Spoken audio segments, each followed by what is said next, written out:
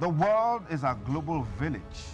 And that's because information travels beyond boundaries. And on This Morning on ITV, we guarantee unbiased analysis on topical issues that will educate you, entertain you. So join us. Join us. Join us. Join us. Join us. Join us. Every Sunday to Thursday, 7 a.m. to 10 a.m. on your ultimate news and current affairs program on television. This morning on ITV TMI. Join us. Thanks again for staying with us on the program TMI Monday. Of course, it's the 8th day of July 2019. Now let's talk arts, culture, and tourism, particularly on how we can harness the potentials. I mean, there's no good saying the fact that Nigeria is such a huge reservoir for arts, culture, and tourism. To what extent are we harnessing this to improve our revenue profile and also harness the tourism potentials in Nigeria? And of course, in Edo State, which some say is a mecca of some sort in terms of arts, culture, and tourism potentials. We'll get to let you know, let you into all of that in the course of the conversation. But we have a very distinguished Nigerian in the studio, an icon of tourism, arts, culture in Nigeria and across the world. One man who has been out there promoting the tourism sector with everything that he's got. A former media practitioner, always a media practitioner, public relation consultant, former Director General, Nigerian Tourism Development Corporation, now the Director General, Nigerian Council for Arts and Culture. I'd like to thank very especially Otumba Olusegun Ronsowe for joining us this morning on the program. Otumba, many thanks for coming on the show. Thank you very much. Good to have you. And I mean, you look all white and looking pretty young. What's the secret behind this? God's grace. God's grace. That's it. That's interesting. You can't take away the arrowhead of the tourism, arts, cultural drive in Edo State out of this. Talking about our very own Osaze Osorenge Ero, who, in spite of the arts, certainly took center stage and has been at the forefront in terms of showing that when you have the right leadership at the right place and at the right time, you will get results.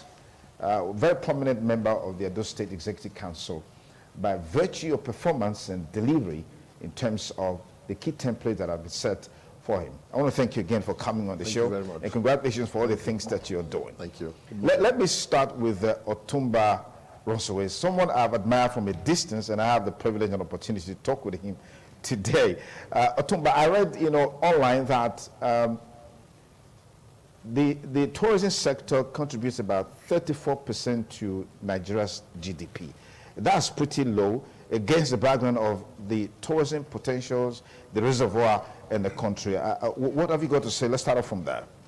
Well, thank you very much. Let me first and foremost commend the very good team of ITV for the good job you're doing. Thank you. We're very proud of a private television station putting in its best, connecting a bridge builder between the community, the nation, and the people at large.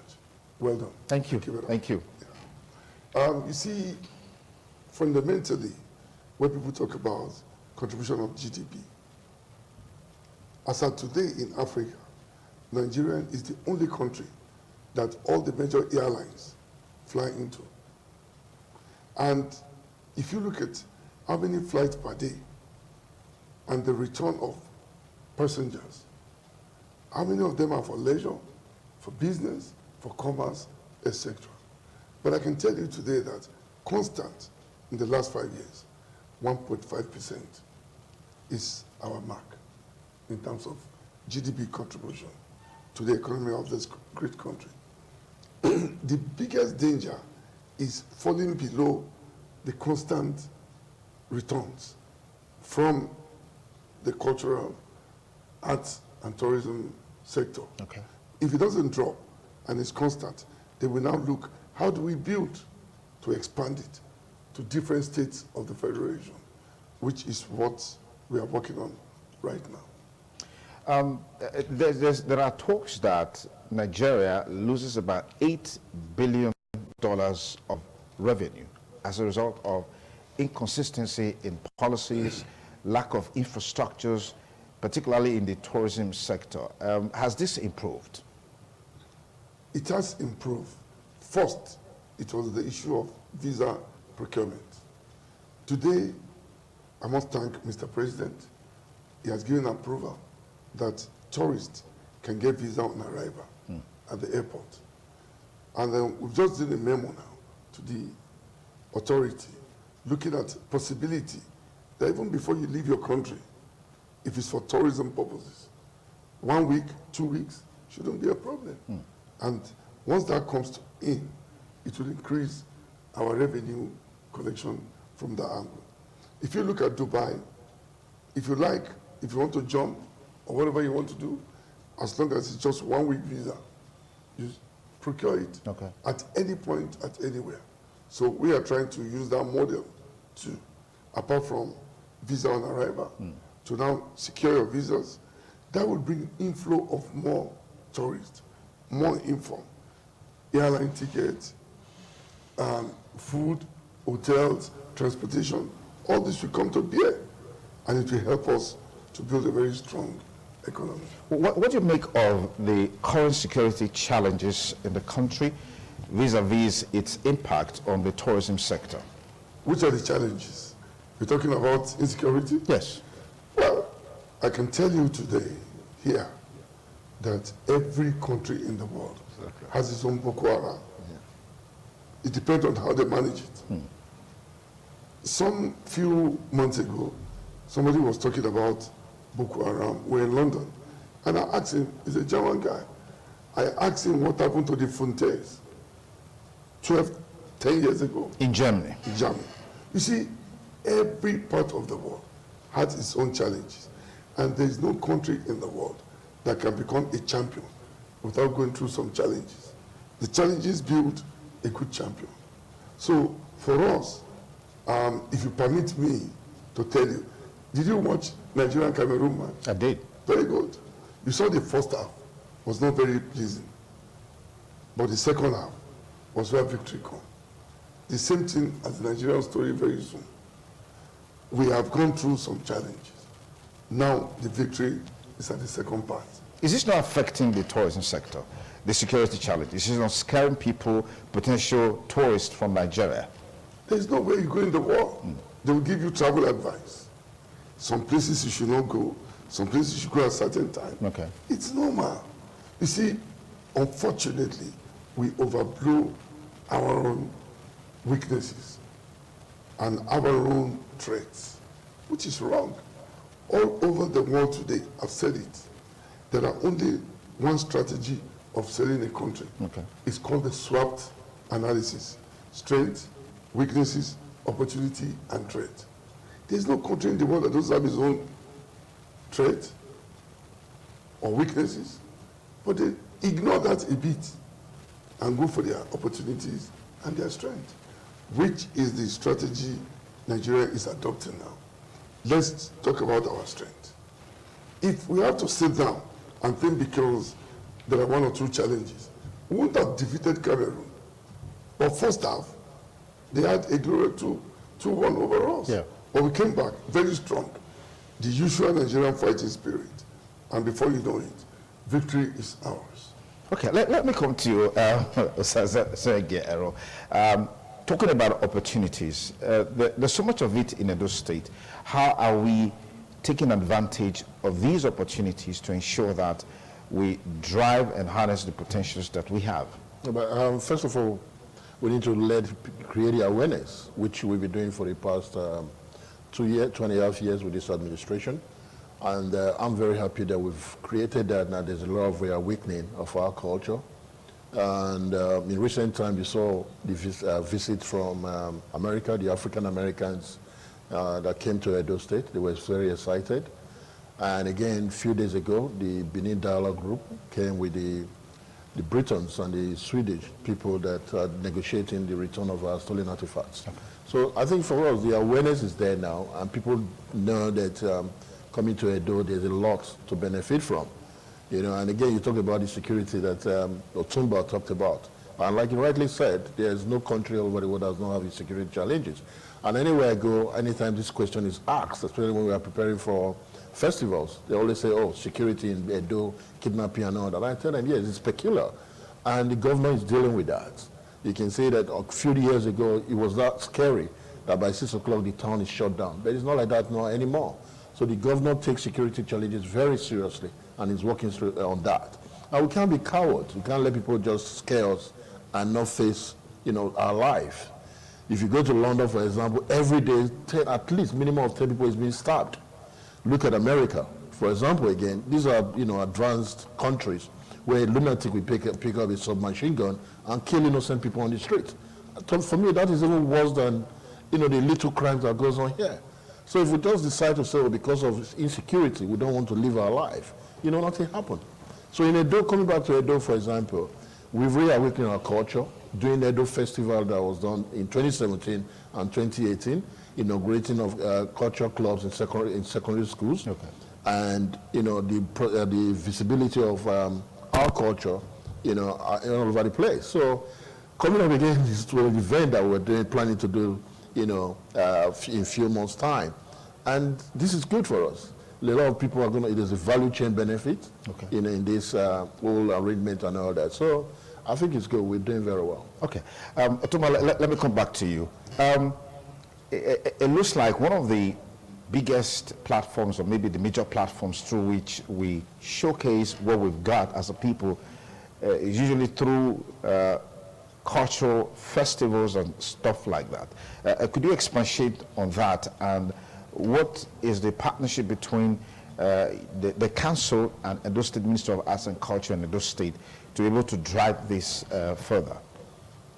Well, basically, I must tell you this, that the Edo State in particular has been a very strong partner in developing our cultural content as a people. Having said that, I'd like to commend His Excellency, the Governor of Edo State.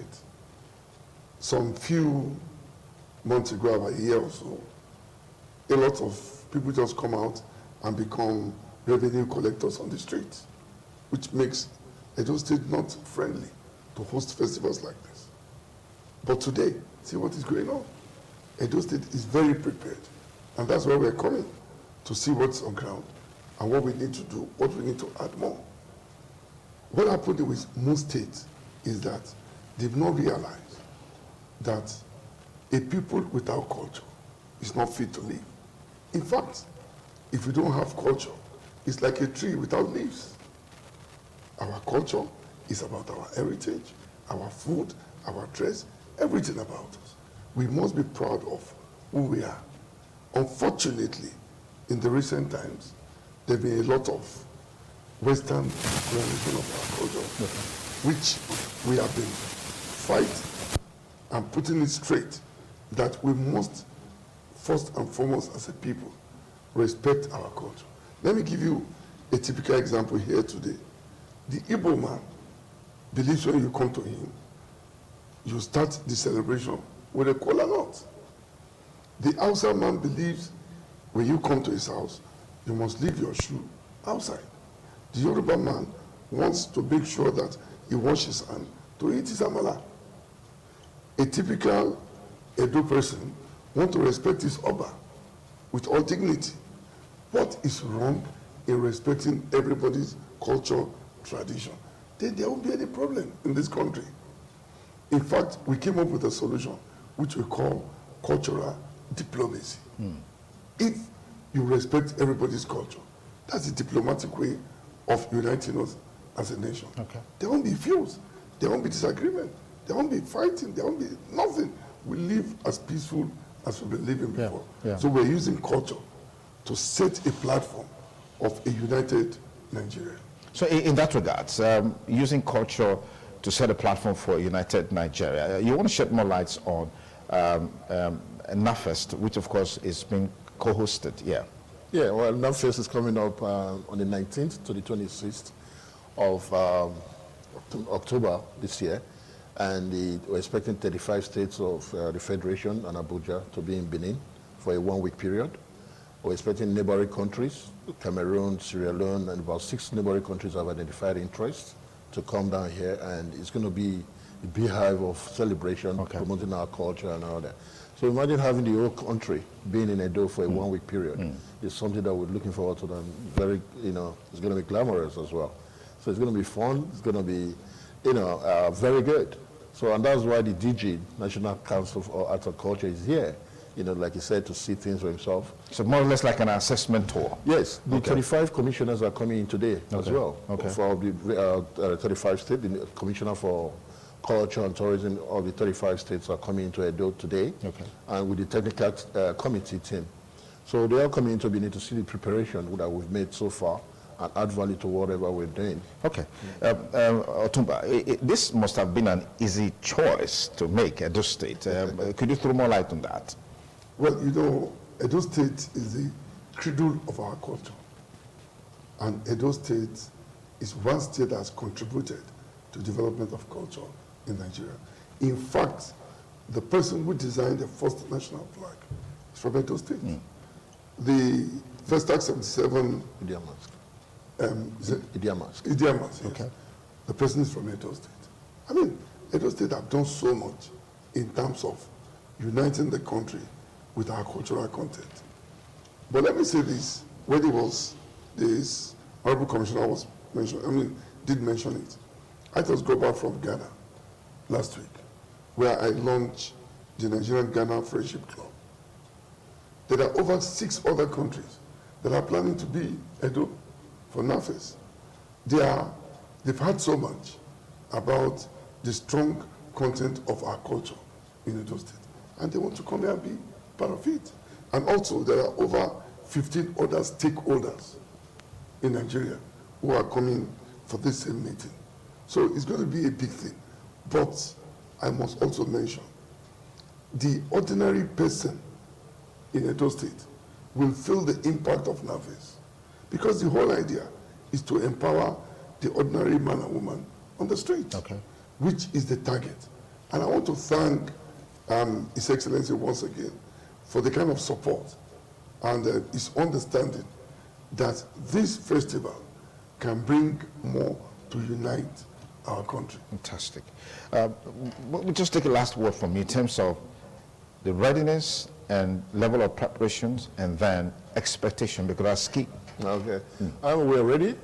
We'll be ready like 2 years ago. Okay. And we're very happy that, and we want to thank Otumba for considering Edo, because it wasn't an easy decision for him to make. And of course, we appreciate His Excellency, Godwin Obaseki, and because of the way he take culture and tourism. And I said it some time ago that anytime I have the opportunity to appreciate him, because he took culture and tourism very seriously, and that is why he made it one of the systematic pillars of his administration. And I'm glad that we're striving and we're working seriously on that. So the preparation still continues. We, started to cross the, dot the I's and cross the T's now, and that's why the DG and the technical committee are here and other commissioners. So we're having a 1-week period to look at what we have done and what we need to do. Again, we visited His Royal Majesty Omonoba Nedo, Ukua Polokpolo, Oba Ewari II No Gidiga, Oba Atokbe, who has supported us and blessed it and endorsed the NAFEST as well. So that is good. The governor, the government, and the Oba and everybody have really keyed into it. So creating more awareness. The billboard, the publicity is high, so that we let people know what we're doing. And the technical committee led by Otumba, we're visiting the venues that we intend to use. First, the stadium, if it's ready by then, we'll use it for the opening ceremony. If it's not ready, then we have to use the sports complex in Ogbao. Then the Oba Kinswa Cultural Center will be the festival village, where most all the activities will take place. Then we have the museum grant that was going to use for the food festival, where the 18 local governments will come with their various cuisine throughout that period. Then Igu Street, which is our famous Igu Street. We're having a meeting with them. We're visiting them again on Wednesday to tell them, let them know the preparation we're going to make there. Every evening there's going to be activities on Igu Street. And there's plan to make it vehicular free road. between Sakwamba and Igbesama. So you just take a walk through or something? Yes. Okay. So that period there won't be vehicular movement at all. So it goes to take all the people that are coming to Edo there every evening. The whole idea of that, which Otumba agreed with, to make sure our people are able to sell their bronze, to the people that are coming. To the tourists that are coming. And we're expecting over 2-3 million people in Edo for that period. Okay. And Otumba again rightly said, our small, medium entrepreneurs will benefit from this. Okay. The people selling pure water, selling food, the transportation business, and of course, above all, the hospitality business, because these people are going to stay in the hotels. So the plan is that all the hotels are fully booked throughout that period, so that they can make money to pay our staff, pay their staffs, and they pay tax. And pay tax. I trust you on that. The consumer tax to the government. So we're in full preparation. So there's going to be a lot of talk about it, and we want everybody to embrace it. It's not just the DG alone or the my own or the state government thing. It's for everybody. So it's a good thing because the world focus is going to be on Edo. All right, let me take the last word from the DG. What's your last word? What are your parting words? Well, my parting word is I want to say a big thank you to that great royal father of our time, the ambassador personified of our time, Oba Otobaye. It's wonderful support. And don't forget, his coronation will be part of NAFES. So that's the anniversary. Yes, the anniversary. Okay. Yes. 3 years anniversary. 3 years anniversary will be part of NAFES, which is a unique cultural and royal bit for our great country. Okay. You want to ask the last word before we let you guys go? Yes. You see, I'm glad that we're here. The royalty, the theme of the NAFES is our royalty and pride. And that embodies our culture as well. So ITV will play a major role. Of course, we expect that our chief Isama will support this. He's been supporting our culture. He's very proud of what the ministry is doing. So we want to thank Isama as well, the Isama of Benin, Isama of the universe, for supporting art and culture. So we look forward to more support and more encouragement. Thank you. It's the TMI. It's been a delight talking with the highly respected, globally acclaimed cultural icon, Otumba Olusegun Oronsowe, Director General, National Council for Arts and Culture, and of course the Honorable Commissioner for Arts, Culture, Tourism and Diaspora Affairs. Gentlemen, thank you so much for coming on the program. Thank you so much. It's the TMI Monday. When we return, we'll look at the impact of social media on our social, political and economic development. Our panelists are already on the ground. Don't go away.